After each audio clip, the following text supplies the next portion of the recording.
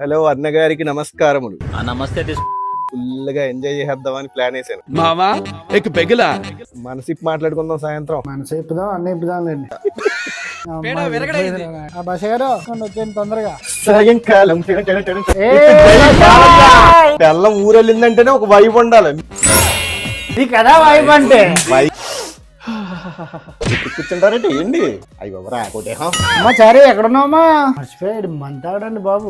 తప్పదో బినేస్తాడు కదా ఇప్పుడు. మామూలుగా ఉండకూడదు ఎంటర్టైన్మెంట్ ఇవ్వాలా. అదే ఏంటి బాబు గారు ఎక్కడున్నారండి?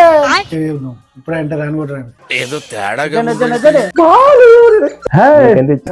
పెట్టారు మందేది. అరే మావా ఎక్ పెగిలా కంపట్లాగా ఓరీడా కాదు బాబు. మా టామి గడికి ఏమంది వేసారా? నీకే రూపు వస్తంటే మళ్ళీ దానికి ఎందుకురా? ఈయన ఎక్కడ వెళ్ళిపోయి నా యూట్యూబ్ లో సాంగ్ ట్రెండ్ అయిపోతుంది బా. ఇదేమి